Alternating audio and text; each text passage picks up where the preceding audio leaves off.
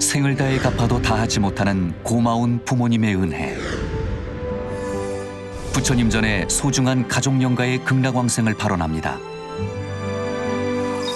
BTN 붓다회가 백중을 앞두고 연가 회원가입을 접수합니다. 방송 포교는 부처님 가르침을 널리 전하는 이 시대 최고의 법공양입니다. 백중을 앞두고 불자라면 누구나 지금 바로 붓다회에 동참하세요.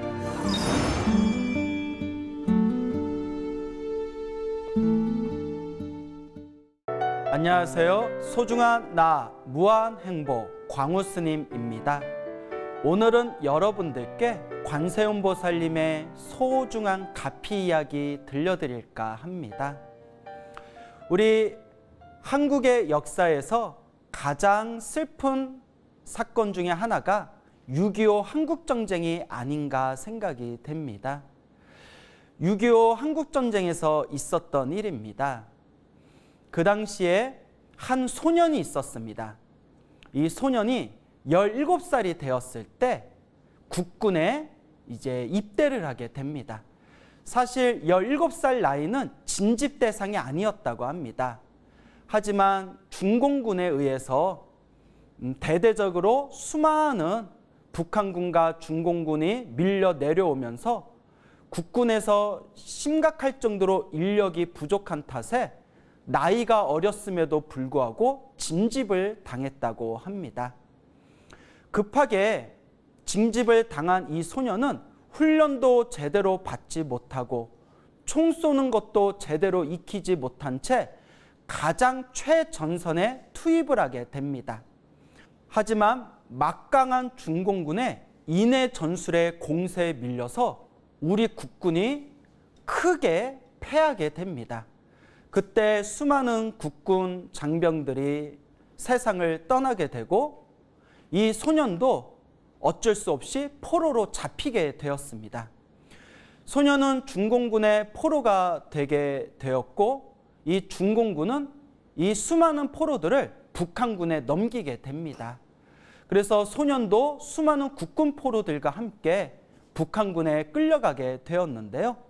그때 북한군에 의해서 말 그대로 총알바지가 되는 그런 상황에 이르게 되었습니다. 도저히 어떡할 수 없는 이 암울한 현실 속에서 그저 눈물을 삼켜야만 했습니다. 그때 때마침 국군의 기습폭격으로 이 소년이 포로들과 같이 타고 있는 트럭까지 폭탄의 충격에 의해서 뒤집혀지게 되었다고 합니다. 폭탄에 튕겨난 소년이 잠시 시간이 지난 뒤에 가까스로 눈을 떠봅니다. 눈을 떴을 때 북한군은 물론이고 국군 포로들까지도 생사를 전혀 알 수 없는 그런 아비규환의 사태가 벌어지게 됩니다. 소년은 눈을 뜨고 잠시 몸을 움직여 봅니다. 다행히 몸에 큰 상처는 없는 듯 했습니다. 그래서 소년은 그 자리에서 벌떡 일어나자마자 그대로 산길을 향해서 냅다 뛰어갔습니다. 지금 잡히면 나는 꼼짝없이 죽게 된다. 그저 앞만 보고 아무것도 생각하지 않고 그저 몇 시간이고 산길 속으로 달리고 또 달렸다고 합니다. 몇 시간을 얼마나 달렸는지도 알지 못하고 소년은 도망가다가 결국 산속에서 탈진하여 쓰러지게 됩니다. 완전히 몸이 탈진하여 쓰러졌을 때 불현듯 소년의 귓가에서 일어나거라, 어서 정신 차려라, 정신 차리고 어서 일어나라 라는 소리가 들립니다. 소년은 깜짝 놀라서 누가 나보고 이렇게 일어나라고 정신 차리라고 말을 하는 것일까 하고 눈을 뜨고 앞을 쳐다보니 하얀색 옷을 입은 귀부인이 자신을 바라보면서 일어나라, 정신 차려라 라고 속삭이고 있는 것입니다. 아, 저 하얀색 옷을 입으신 저 선녀 같은 분은 누구실까? 그렇게 바라보고 있을 때 호련히 하얀색 옷을 입은 귀부인의 모습이 자신이 사랑하던 어머니의 모습과 그대로 하나로 오버랩되면서 그 자리에서 번쩍 정신을 차립니다. 그렇습니다. 비몽사몽간에 꿈인 듯 꿈이지 않은 그런 비몽사몽간의 한바탕 환상을 보았던 것입니다. 그래, 내가 어머니를 생각해서라도 이렇게 죽으면 안 된다. 정신을 차리자. 그리고 소녀는 자리에서 겨우 몸을 지탱하며 그 자리에서 겨우 몸을 일으킵니다. 그때 어디선가 졸졸졸 물 흐르는 소리가 들립니다. 계곡물을 찾아서 물을 흠뻑 마시고 난 뒤에 다시 원기를 되찾고 이제 어찌해야 되나 망연자실하고 있었을 때 어디선가 귓가에서 은은하게 관세음보살, 관세음보살, 관세음보살 하는 연불소리가 들리더랍니다. 아니, 이 산속에서 무슨 연불소리지? 가녀린 어느 여인의 관세음보살, 관세음보살, 관세음보살 하는 연불소리에 자기도 모르게 홀린 듯 취한 듯 그 연불소리를 따라서 하염없이 걷기 시작합니다. 몇 시간을 걷고 아무리 걸어도 그 관세음보살 소리가 끊이질 않고 계속 귓가에 들리는 겁니다. 소녀는 생각했습니다. 이 관세음보살 소리가 어디서 들리는 것일까? 이 소리를 따라가다 보면 분명히 어딘가에 절이 있을 거고 분명히 도움을 받을 수 있을 것이다. 그저 들리는 관세음보살 소리를 들으면서 끊임없이 걷고 걸으면서 힘들면 그 자리에서 쓰러져서 잠을 자고 다시 정신을 차리고 길을 걷다가 계곡물을 만나면 물을 마시고 그렇게 나무 껍질을 씹으면서 몇 날 며칠을 걷고 3, 4일을 하염없이 걸었다고 합니다. 무엇에 홀린 듯 무엇에 취한 듯 관세음보살의 소리를 그 희미한 관세음보살 소리를 더듬으면서 걷다가 3, 4일쯤 하염없이 걸었을 때 불현듯 눈에 굉장히 낯익은 풍경이 비치게 됩니다. 여기 어디지? 내가 많이 봤던 곳인데 그 순간 소녀는 쏘스라치게 놀랍니다. 아, 여기는 우리 고향집 근처잖아. 순간 자기 자신이 자신도 모르게 걷다가 자신의 집이 있는, 소년의 집이 있는 고향에 거의 다다랐음을 직감하게 됩니다. 익숙했던 길을 통해서 걷고 걸어서 드디어 고향집에 도착하게 됩니다. 관세음보살 소리를 들으면서 고향집에 도착했을 때 집 안에 방에서 자기 3, 4일 동안 산속에서 들리던 희미한 관세음보살 소리가 바로 들려오는 것입니다. 그때 소녀는 느꼈습니다. 아, 이 관세음보살 소리가 우리 어머니의 목소리였구나. 순간 방 밖에서 어머니 하고 외치는데 그 순간 비로소 관세음보살 연불소리가 뚝 그치는 겁니다. 그리고 문이 번쩍 열리면서 어머니가 맨발로 뛰쳐나오며 아들아 아들아 네가 살아왔구나 하고 서로가 어머니와 아들은 부둥켜 안고 눈물을 쏟으면서 그 자리에서 통곡을 했다고 합니다. 정신을 되찾고 소녀는 어머니에게 묻습니다. 어머니, 제가 3, 4일 전분에 산에서 정신을 잃었을 때 관세음보살 소리를 들으면서 걷고 걷다 보니까 여기까지 오게 되었습니다. 관세음보살 소리를 들으면서 오고 오다 보니까 결국 이 집 앞에까지 이르게 되었습니다. 그 관세음보살, 그 희미했던 귓가에 들린 관세음보살 연불소리가 어머니의 연불소리였습니다. 그 순간 어머니가 눈물을 흘리면서 말씀하는 것입니다. 너를 군대에 보내고 나서 낮이고 밤이고 한결같이 관세음보살을 불렀다. 너를 전쟁터에 떠나보내고 나서 이 어미 마음이 가슴이 찢어지면서 그저 그날 그 이후로부터 한시도 빠짐이 없이 하염없이 관세음보살을 불렀다. 관세음보살님이 너를 살려서 집으로 보내주셨구나라고 어머니께서 눈물을 흘리시는 겁니다. 이 소녀는 지금은 백발 노인의 할아버지가 되셨습니다. 할아버지는 이 이야기를 하시면서 지금도 그때의 체험이 잊혀지지 않고 아직도 아무리 고민하고 아무리 사유해봐도 인간의 상식으로는 도저히 납득되어질 수 없는 불가사의한 일이었다고 말씀하시고 계십니다. 그때 자기가 탈진하여 목숨이 경각에 이르렀을 때 호련히 환상 속에서 보았던 하얀색 옷을 입었던 귀부인의 그 모습, 그리고 귓가에서 3, 4일 동안 끊임없이 들리던 어머니의 관세음보살 연불소리, 그리고 그 소리를 따라서 걷다 보니까 자기도 모르게 도착했던 자신의 고향집, 백발 노인이 된 할아버지께서는 말씀하십니다. 이 모든 것이 부처님의 가피가 아니면 무엇으로 설명할 수 있겠습니까? 이 모든 것이 관세음보살님 자비의 힘이 아니라면 무엇으로 설명할 수 있겠습니까? 이 모든 것이 진정 우리 어머니의 정성스럽고도 간절한 연불의 힘이 아니었다면 제가 어떻게 그 지옥 같은 정쟁터에서 살아나올 수 있었겠습니까? 그저 어머니께 감사드리고 관세음보살님께 감사드릴 뿐입니다 라고 말씀하고 계십니다. 그 뒤로 할아버지께서는 이 할아버지가 된 이 소녀는 평생 관세음보살님께 감사하는 마음으로, 그 은혜를 갚는 마음으로 그렇게 불자의 삶을 살아오셨습니다. 우리가 살아가면서 도저히 감내할 수 없는 너무나 큰 괴로움과 너무나 큰 고통이 눈앞에 닥쳤을 때 우리는 어떻게 해야 될까요? 마음으로 크게 외치십시오. 관세음보살을 불러도 좋고 지장보살을 불러도 좋습니다.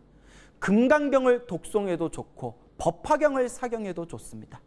신묘장구 대다라네를 외워도 좋고 능엄주를 외워도 좋습니다. 간절한 마음으로 부처님께 의지하고 보살님의 가피를 구원하면서 간절하게 기도하고 기도하다 보면 이 절벽과 같은 삶의 고통 속에서 한 줄기 자비로운 불보살님의 자비의 손길을 체험하시게 될 겁니다.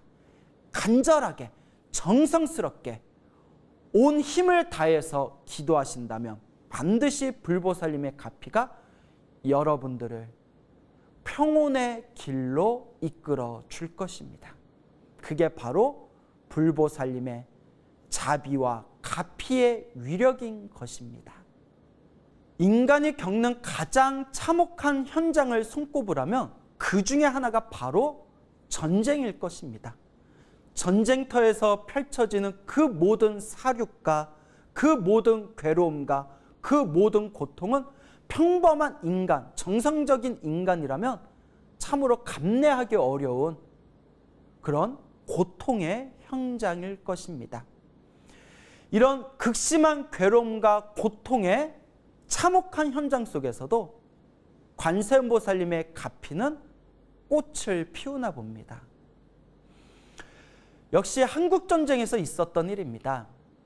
그 당시 강화도 보문사라는 관세음보살 도량인 이 보문사 사찰의 주지스님이었던 김경운이라는 스님이 계셨다고 합니다. 경운 스님께서 속가 때 낳았던 아들이 있었는데 이 아들의 이름은 김상만이었다고 합니다. 이 경운 스님의 아들이었던 김상만 거사는 한국전쟁이 터지고 나서 육군에 입대하여 임무 수행을 하다가 그만 인민군에 붙잡혀서 포로 생활을 하게 됩니다. 포로로 있다가 함께 갇혀있던 동료 포로들이 몰래 탈출을 시도하다 그만 적발이 되고 동료 포로들이 총살을 당하게 됩니다. 때마침 전쟁에서 밀리고 있던 이 북한군은 자신들의 부대를 다른 곳으로 철수하고자 하면서 그때 묶어놓고 있었던 포로들을 어떻게 해야 될 것인가 고민에 빠지게 됩니다. 그러다 때마침 국군 포로들이 탈출을 계획하다가 적발된 것을 핑계로 해서 이 남아있는 국군 포로들을 모두 총살시키고자 결정을 하게 됩니다. 그렇게 남아있는 몇몇의 포로들이 구덩이가 있는 곳으로 끌려가게 되고 이 경훈 스님의 아들이었던 김상만 거사도 온몸이 묶여가지고 총살을 당하는 구덩이 쪽으로 질질 끌려가게 됩니다. 말뚝에 묶여서 눈이 가리우며 총살을 당하기 직전에 이르렀을 때 김상만 거사는 내면에서 극심한 공포를 느끼게 됩니다. 그때 자기도 모르게 관세음보살, 관세음보살 큰 소리로 외쳤다고 합니다. 관세음보살, 관세음보살 큰 소리로 외치고 있었을 때 그때 나지막하게 어느 북한군의 목소리가 귓가에서 들렸다고 합니다. 이보시오, 그냥 듣고만 계시오. 나도 사실은 장안사라는 절의 아무개 스님의 아들이요 라고 하는 겁니다. 그 북한군 중에 장안사라는 사찰에 계셨던 어느 스님의 아들이 그 인민군에 있었던 겁니다. 그때 그 장안사 스님의 아들이라고 밝힌 그 인민군이 귓가에로 김상만 거사에게 다음과 같이 속삭이는 겁니다. 내가 당신한테 총을 쏠 때 당신한테 총을 쏘는 척만 할 테니까 당신은 그냥 죽은 듯이 가만히 있다가 나중에 몰래 빠져나가시오. 그냥 죽은 척만 하고 있으면 돼요 라고 귓가에 속삭이는 겁니다. 그리고 이 인민군들이 말뚝에 박혀있는 우리 국군 포로들에게 총살을 하게 됩니다. 그리고 총소리가 들리면서 김상만 거사는 귓가에 속삭이던 인민군의 목소리처럼 그저 죽은 듯이 고개를 푹 숙이고 꼼짝도 하지 않았습니다. 총살을 마친 인민군들은 귀찮다는 듯이 말뚝에 묶여있는 국군 포로들을 내버려 둔 채 빨리 철수해야 되기 때문에 그 자리에서 벗어나게 되었다고 합니다. 한참 시간이 지나고 완전히 어둑어둑해져서 이 산이 완전히 어둠으로 덮였을 때 비로소 김상만 거사는 눈을 뜨고 자신의 몸을 살펴봅니다. 총소리가 들렸지만 그 장안사 스님의 아들이라고 밝혔던 그 인민군이 총을 쏘는 척 다른 곳을 향해서 일부러 빗나가게 총을 쐈기 때문에 이 김상만 거사는 몸에 아무런 상처가 없었습니다. 그리고 자신의 온몸에 힘을 다 써서 몸을 비틀어 밧줄을 풀고 그 자리에서 급히 뛰쳐나와 몰래 산길을 통해서 다시 무사히 그 위험하고 무서운 곳에서 탈출을 하게 되었다고 합니다. 이것이 바로 강화도 보문사 주지스님의 아들이었던 김상만 거사의 관세음보살님의 체험담이 되겠습니다.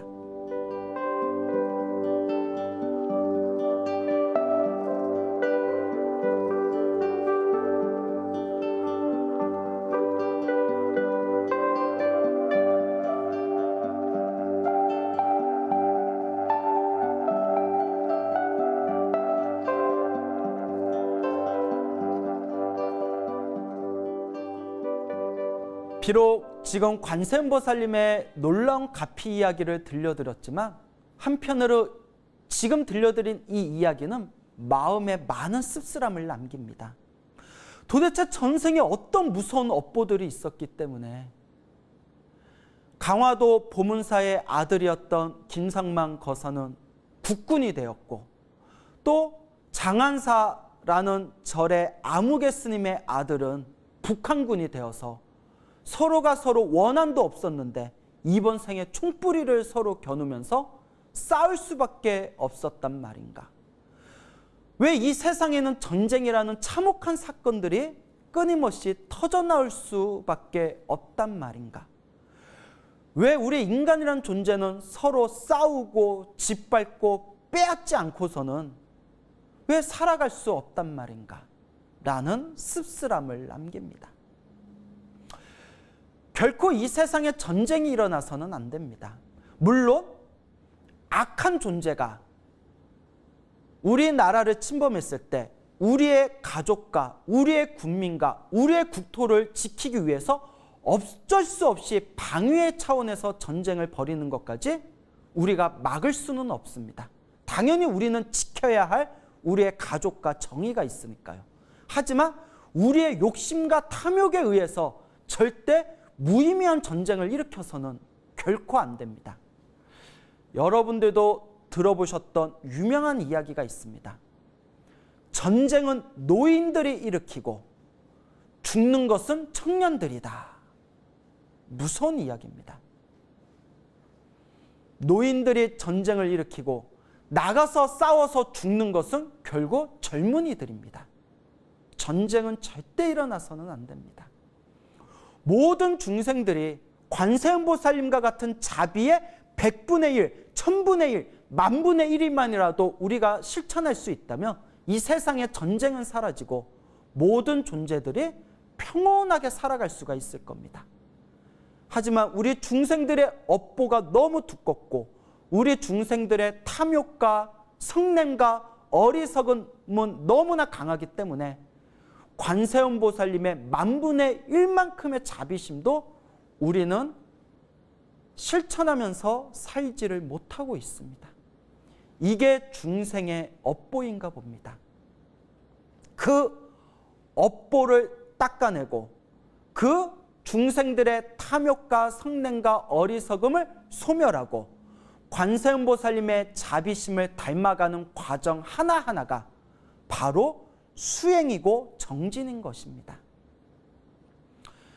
불보살님의 가피는 분명히 있습니다. 정쟁같이 끔찍한 곳에서도 반드시 불보살님의 가피는 꽃을 피우나 봅니다. 하지만 전쟁은 일어나서는 안 됩니다. 그래서 우리 중생들은 수행을 해야 됩니다. 부처님의 지혜를 체득하기 위해서 관세음보살님과 같은 위대한 보살님들의 자비를 닮아가기 위해서 우리는 수행을 해야 됩니다.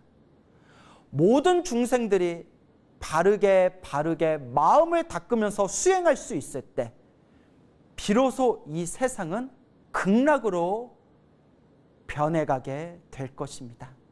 그러니 우리 불자 여러분, 탐욕과 성냄과 어리석음을 소멸하기 위해서 부처님의 지혜를 체득하고 관세음보살님의 자비를 우리가 닮아가기 위해서 우리 불자 여러분 끊임없이 수행하고 끊임없이 정진해 나아갑시다. 하고 하다 보면 가다 보면 결국 우리 중생도 언젠가는 반드시 성불하게 되겠지요. 그것이 바로 진정한 영원한 행복일 것입니다. 여러분, 행복해지고 싶습니까? 행복한 삶을 창조하고 싶습니까? 복을 지으십시오. 선업을 지으십시오. 공덕을 쌓으십시오. 복과 선업과 공덕의 힘이 여러분들을 진정한 행복의 길로 이끌어 줄 것입니다. 오늘 여기서 마치겠습니다. 우리 불자 여러분 모두 성불하십시오.